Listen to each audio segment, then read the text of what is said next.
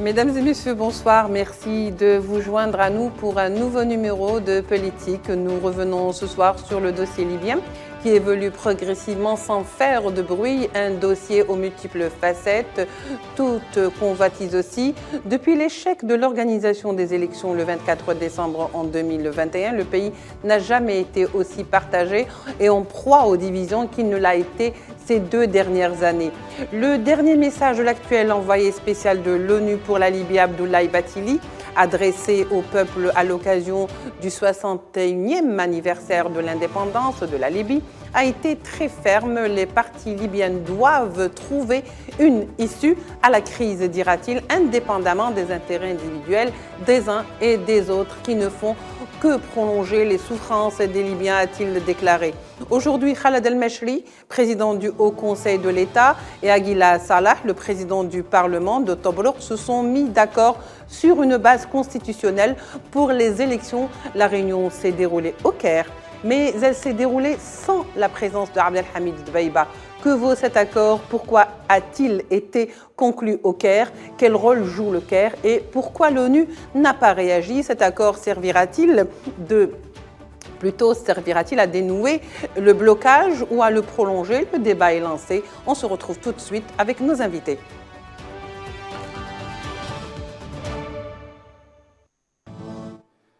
Alors, nous revenons vers le débat. Nous avons pour animer ce débat avec nous M. Kamel Benyounès, universitaire et directeur de la Fondation Ibn Rushd pour les études stratégiques. M. Kamel Benyounès, bonsoir et merci d'avoir accepté notre invitation. Merci à vous et à toute votre aimable audience. Monsieur Qassimi Hassan, également expert en géopolitique, avec nous par téléphone. Monsieur Hassan Qassimi, bonsoir. Merci d'avoir accepté notre invitation. Mes salutations, madame. Merci. Alors, on va dire Aguila Salah et Meshri au Caire. Monsieur Qassimi Salah, ils se sont mis d'accord sur une base constitutionnelle sans Dbeïba. Qu'est-ce que vaut tout ce mouvement? Vous savez, toute initiative de paix est la bienvenue, surtout que quand on voit un peu l'évolution de la situation en Libye depuis 2010. Donc, il y a plus d'une décennie que la population libyenne et bien sûr tous les voisins de la Libye assistent de manière impuissante à une détérioration de la situation politique, de la situation sécuritaire, de la situation militaire dans ce pays.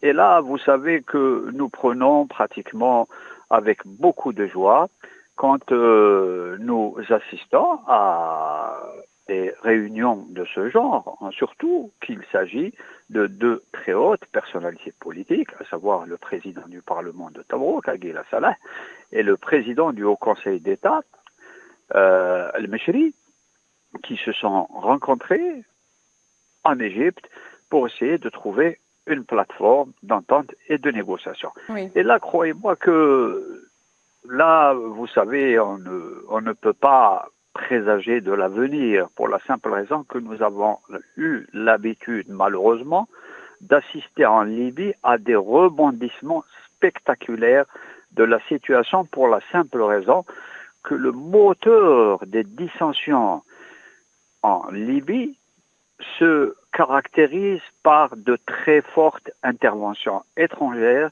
qui font qu'à chaque fois que nous avançons, il y a des éléments nouveaux qui interviennent et qui nous remettent malheureusement à la case de départ. Espérons que cette fois-ci, que cette réunion puisse déboucher sur une réunion encore plus importante où toutes les forces politiques libyennes seront associées, mais beaucoup plus dans un cadre beaucoup plus neutre, à savoir sous les auspices des Nations Unies.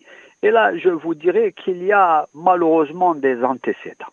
Des antécédents qui ont fait que les ingérences étrangères ont été principalement à l'origine de pratiquement du dérapage ou de pratiquement d'une absence d'alternatives politiques qui ont fait que à chaque fois nous revenons à la case de départ. Et pour la simple raison, je vous dirais qu'il y a absolument urgence en la demeure pour que les Nations Unies puissent prendre en charge et sous leurs auspices toutes ces négociations, parce qu'on ne peut pas confier la solution politique à la crise libyenne à l'Égypte, qui est partie prenante au conflit, pour la simple raison que l'Égypte, à travers leur président, continue de soutenir Haftar et de soutenir des solutions qui ne sont pas consensuelles et qui consistent à imposer un point de vue, imposer une solution à la Libye, et ce qui a fait que ce dossier traîne depuis plus de 10 ans et à chaque fois nous revenons à la case de départ. Nous avons entendu le représentant des Nations Unies dire dernièrement et récemment que le seul cadre de sortie de crise, c'est un cadre juridique constitutionnel et consensuel qui puisse permettre à toutes les parties d'aller vers un gouvernement d'union nationale pour préparer rapidement les élections législatives et les élections présidentielles. Et là, j'en essaierai peut-être tout à l'heure développer un peu les points de discorde qui empêchent un peu le débat d'évoluer. Et là, peut-être, on ouvrira d'autres problématiques. On va y revenir, absolument. On va y revenir, justement. Monsieur Kamel Benyounès, vous venez de l'entendre, ce que vient de dire donc Monsieur Qassemi. Est-ce que le choix du Caire revêt un sens particulier ou pas?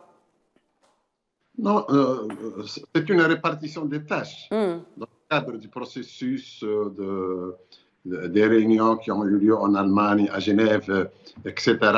Donc, il y a le processus, disons, constitutionnel. C'est la tâche pour le Caire. Les réunions aspects stratégiques se font à Alger. Il y a d'autres réunions qui se font dans d'autres capitales. Mais l'essentiel, c'est, comme venez de dire Qassemi Salah, c'est que Dbeibeh n'est pas là, puis les gens qui ne sont pas actuellement considérés comme proches du Caire ne sont pas impliqués dans ce processus. Même Fathi Bash Agha, qui devrait être chef de gouvernement soutenu par Aguila Saleh, n'est pas là, n'est pas là non plus. Haftar automatiquement n'est pas là puisqu'il a aussi, ainsi que certains de ses fils, des poursuites judiciaires sérieuses à Washington. Il reste à l'écart.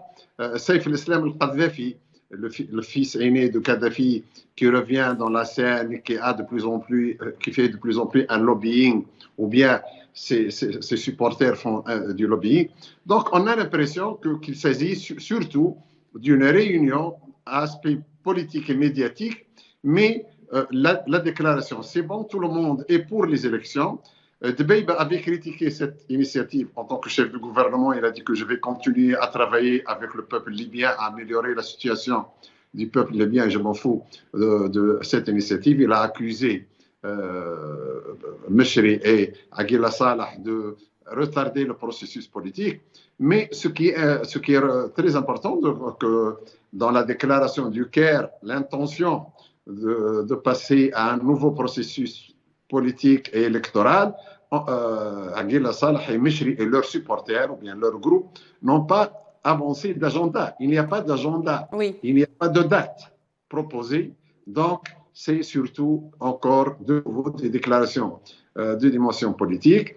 Et ceci reflète que les grands pays qui avaient déclaré la guerre en 2011 contre le régime de Kadhafi dans le cadre des révolutions arabes et du changement des régimes arabes, régime change, il y a eu le bombardement de la Libye pendant 9 mois, on a fait chuter Kadhafi, mais après, ils ne se sont pas mis d'accord comment partager les richesses ou bien les marchés de la grande Libye, puisque les 6 millions de Libyens, avec les richesses énormes de la Libye, peuvent vivre, comme me le disaient beaucoup de Libyens de différentes tendances et des experts, tous les Libyens peuvent vivre dans 50 km² ou 100 km² de la Libye.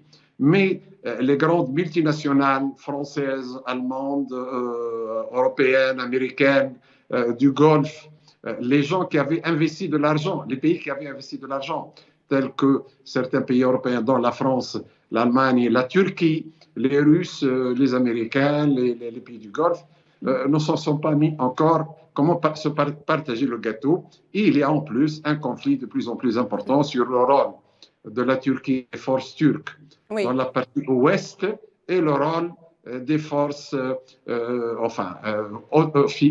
égyptiennes ou pro-Égypte et pro-Émirats, pro-Arabie Saoudite à l'est et au sud de la Libye. Alors, très bien, monsieur Kamel Ben Younes, je vais poursuivre avec vous. Alors, vous pensez finalement qu'un accord comme celui qui vient d'être signé au Caire risque d'être caduc? Est-ce que finalement c'est un accord qui est fait pour gagner du temps? Est-ce que les deux hommes cherchent à gagner du temps? Est-ce qu'ils cherchent réellement à dénouer le blocage ou à le faire encore prolonger? Surtout que cet accord ou cette signature intervient juste au lendemain, justement, de la déclaration de Dbeibah. Bon, officiellement, c'est une tentative, c'est une initiative, ça pourrait débloquer la situation, mais moi, je parle d'un document où on n'avance pas de date. Donc, il y a la date du 21 décembre, il y avait la date de décembre 2021, 21 décembre, puis on n'avance pas de date dans cette initiative. Toutes les parties annoncent qu'ils sont pour des élections libres et démocratiques, que le problème mais on ne dit pas quand. Mais ils ne disent, il n'y a pas d'agenda. Lorsqu'on parle d'une initiative, d'un processus, il faut un agenda. L'étape A, l'étape B, l'étape C. Donc, comment concrétiser ça? En plus, il faudrait aussi confirmer qu'il y a un compromis réel, puisque en Libye, c'est sérieux. Ce n'est pas seulement un compromis ou bien un consensus politique, comme le disait l'envoyé spécial de les Nations Unies, mais un consensus aussi sécuritaire, puisque il y a des milliers, certains parlent même de dizaines de milliers d'armes, dont beaucoup d'armes lourdes aux mains de beaucoup de milices, à Misrata, à Tripoli, à Benghazi, au sud, au nord. Et ces armes lourdes sont dans les mains de généraux qui sont fidèles ou bien qui sont plutôt proches de certaines capitales qui influencent en Libye, dans Paris, Ankara, le Caire, les États-Unis, Londres, donc les pays de la région, certains pays du Golfe. Donc, puisqu'il n'y a pas de retrait,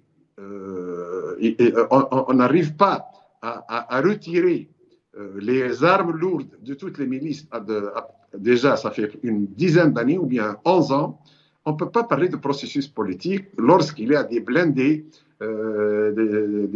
des armes lourdes aux mains des citoyens un peu partout, dans le Grand Tripoli, à Misrata, à l'est et à l'ouest, en plus, de plus en plus, à Zenten et dans les frontières de l'ouest. À Gilette, oui, dans les ports où il y a la contrebande, comme Zawiya, Misrata, Zouara. Donc, donc vous voulez dire, monsieur Kamel Ben Younes, oui, allez-y. Je veux dire, il n'y a pas de sens pour un processus politique de paix si on ne retire pas les armes lourdes, comme ça s'est passé à la fin de la guerre dite la guerre civile du Liban ou bien au Rwanda. Donc, il y avait des missions. Dans la première mission, c'est de retirer les armes, et surtout les armes lourdes, et commencer un processus négocié, et avec l'apport, avec le soutien des différentes capitales. On sait maintenant que la France et la Grèce sont contre les positions de la Turquie, et l'Allemagne, l'Angleterre et l'Algérie. L'Égypte est plutôt proche de la position française, et saoudienne et émiratie. Donc, dans ce cadre, le pays reste encore victime comme une poudrière d'une guerre par procuration, comme c'est le cas en Syrie, au Yémen et dans d'autres pays depuis des années. Très bien, mais monsieur. Oui. Pour un pays qui est docile et les richesses sont énormes. Oui. Alors, monsieur Hassan Qassimi, vous venez d'écouter donc avec nous monsieur Kamel Ben Younes. Il est vrai qu'il a parlé d'armes qui circulent, mais en plus, il y a des armes qui sont en provenance d'Ukraine. Et ça, on le sait parce qu'il y a eu un rapport qui parlait de ça, qu'il y a eu des armes qui ont circulé, en provenance de l'Ukraine, qui sont passées par l'Afrique. Et donc ça risque aussi d'envenimer la situation. Mais d'abord, ma question est, est-ce qu'aujourd'hui c'est possible d'aller vers un consensus, d'aller vers des élections, comme prôné par Dbeibeh d'ailleurs, qui lui a donné des dates contrairement à eux, c'est-à-dire qu'il a parlé d'un 2023 où il voudrait aller vers des élections. Est-ce que c'est possible aujourd'hui d'aller vers un consensus en Libye, alors que les partis qui négocient excluent d'autres partis? Vous savez, le consensus en Libye, il faut le construire. Pour le construire, il faut qu'il y ait une volonté politique très forte. Et pour qu'il y ait une volonté politique très forte, il faudrait que les Nations Unies s'impliquent. Et là, je vous dirais une chose. Quand vous avez sur le terrain des acteurs qui sont complètement impliqués dans le conflit, je prendrai l'exemple de la France ou l'exemple de l'Égypte ou d'autres pays qui sont impliqués, ils ne peuvent absolument pas être juges et partis.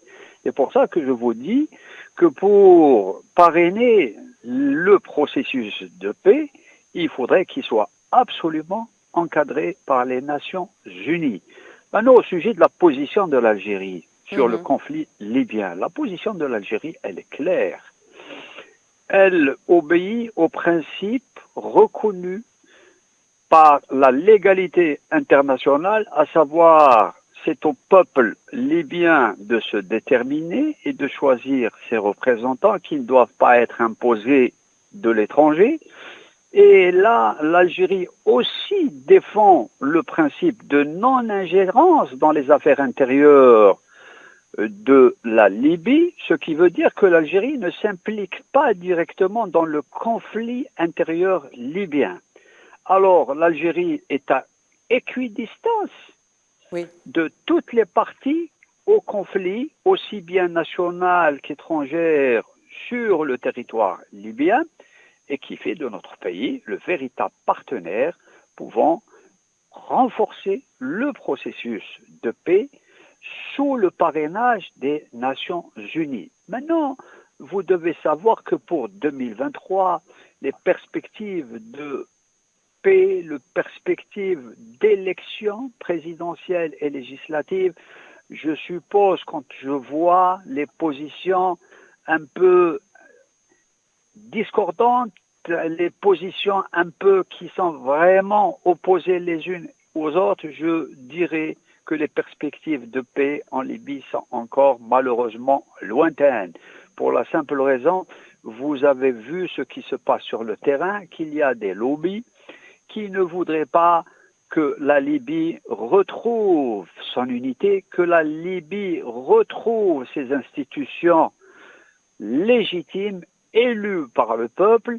Et vous avez vu dernièrement le pavé dans la mare qui a été lancé par le président Sisi égyptien de vouloir délimiter les frontières maritimes orientales de l'Égypte frontalière avec la Libye de manière unilatérale. Et là, c'est une atteinte très grave à la souveraineté et à l'intégrité du territoire libyen. Vous avez vu le ministre des Affaires étrangères, El Mengouche, condamner vivement une telle attitude égyptienne de vouloir procéder à une démarcation unilatérale des frontières maritimes libyennes. Là, tous ces éléments-là sont des indicateurs qui nous donnent une situation explosive, une situation. Et là, croyez-moi, madame, je vous dirais que le spectre de la partition et le spectre du morcellement de la Libye est encore là, et nous devons agir pour réduire tous ces facteurs chrysogènes pouvant menacer la sécurité et l'unité de la Libye. Maintenant, je reviendrai à des questions de fond et je dirais qu'il appartient à l'élite politique libyenne de faire passer les intérêts du pays avant des intérêts privés ou des intérêts étrangers qui sont en train malheureusement de peser de manière très forte sur l'évolution de la situation du sud du pays et vous avez vu que le pétrole libyen est l'enjeu majeur. Est transféré de manière illicite par des réseaux de contrebande qui est acheté à des prix vraiment bradés sur les côtes libyennes et qui est revendu dans les capitales occidentales. Et vous avez vu que certains pays occidentaux ne sont pas favorables à ce que la crise libyenne connaisse un dénouement le plus vite possible, pour la simple raison qu'ils ont l'intention de continuer à piller les richesses de ce pays, malheureusement, qui un peu, la situation déstabilise un peu le Maghreb, déstabilise le Sahel. Maintenant, pour la problématique des armes d'Ukraine qui sont acheminées en Afrique, c'est une autre problématique très importante. Et là, vous avez entendu ces jours-ci, le président Buhari du Nigeria déclarer que les armes d'Ukraine sont arrivées au niveau du lac Tchad et qu'elles ont été mises à la disposition de Boko Haram. Maintenant, les questions que nous pouvons nous poser et qui sont tout à fait légitimes, qui a l'intention au cours de l'année 2023 d'allumer le brasier de la discorde et de doter les groupes terroristes et les groupes armés d'armes de guerre et aussi d'armes très dangereuses, des missiles sol-sol, des missiles sol-air et qui peuvent porter atteinte à la sécurité de la navigation maritime, à la sécurité de la navigation aérienne. Et là, je crois qu'il y a les prémices d'une véritable volonté de vouloir aggraver la situation au niveau du Maghreb et en Afrique. Très bien, Monsieur Qassimi. Alors, Monsieur Kamel Ben Younes, comme il ne nous reste pas beaucoup de temps, j'aimerais bien que les interventions soient un petit peu brèves pour qu'on puisse au moins aborder les principales questions ou ce qui nous reste encore. Alors, une chose est sûre, c'est que sur cet état d'esprit, la MANUL, qui est donc la mission des Nations Unies pour la Libye, n'a pas réellement réagi avec enthousiasme, puisque de toute façon, ils ont dit qu'ils prenaient acte de ce qui vient de se passer, encourageant bien sûr les deux parties à aller de l'avant et à signer le plus vite possible un agenda où les élections seraient le plus rapidement possible. Alors, le fait que la mission de l'ONU, qui est la MANUL, ne s'est pas réellement prononcée avec enthousiasme, est-ce que ce n'est pas aussi un désaveu, quelque part, puisque cet accord a été, si vous voulez, conclu sans l'aval de l'ONU? Oui, certainement, ce que vous dites est vrai, mais tout le monde sait qu'en fait, l'ONU, depuis le consensus de 2011 pour imposer un embargo aérien contre la Libye. D'ailleurs, en ce moment, c'était le président n'était pas russe, n'était pas Poutine, mais c'était il était en ce moment dans le cadre de la rotation un premier ministre.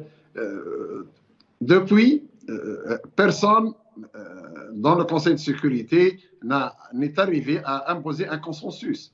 L'article 7 a permis à utiliser la force contre la Libye, théoriquement à protéger l'espace aérien libyen pour protéger la démocratie, mais en fait, c'était pour justifier le bombardement de l'OTAN de la Libye pendant 9 mois. Après ça, il n'y a pas eu d'opération sérieuse du Conseil de sécurité, il n'y a pas de consensus. Après le départ d'Obama, du président Obama, donc c'est pire, puisque pour Trump, toutes les guerres qui avaient lieu en Libye, en Irak, au Yémen, tout le printemps arabe était du blablabla. Il a préféré travailler avec les chefs dits nationalistes, y compris. Mais je veux dire, M. Kamel Ben Younes, pardon de vous interrompre, mais c'est juste pour la précision. La Libye, elle a un envoyé spécial désormais, c'est Abdoulaye Bathily. Pourquoi ces négociations ne se sont pas faites sous l'égide de cet envoyé spécial? C'est ça que je voulais dire tout à l'heure. Oui, mais tout le monde sait que le Conseil de sécurité et l'envoyé spécial des Nations Unies, même lorsque c'était Stephanie Williams, une présidente par intérim et qui était l'ancienne chargée d'affaires américaine à Tripoli et qui connaît tout le monde, elle n'avait pas de pouvoir. Absolument. Avec l'administration Trump, elle avait un peu de pouvoir, mais avec l'arrivée de Biden, de l'administration Biden, la stratégie avait changé, puis il y avait un affaiblissement du rôle américain dans toute la région, y compris en Libye. Et on voit maintenant que les capitales européennes, surtout la France, merci beaucoup. La France et les États-Unis ne sont plus impliqués comme auparavant dans le dossier libyen. C'est juste des déclarations de principe. Merci beaucoup, M. Kamel Ben Younes. Merci aussi de nous comprendre parce que nous avons quand même cet impératif du temps. On aurait aimé développer encore davantage. Donc, je vous remercie beaucoup, M. Kamel Ben Younes. Je rappelle que vous êtes universitaire et directeur de la Fondation Ethnologue pour les études stratégiques. Vous étiez avec nous depuis Tunis. Merci beaucoup à vous, M. Hassan Qassimi. Vous êtes spécialiste en géopolitique. Merci d'avoir répondu à nos questions, mesdames et messieurs. Merci de nous avoir prêté attention. On se retrouve le week-end prochain. D'ici là, au revoir et portez-vous bien.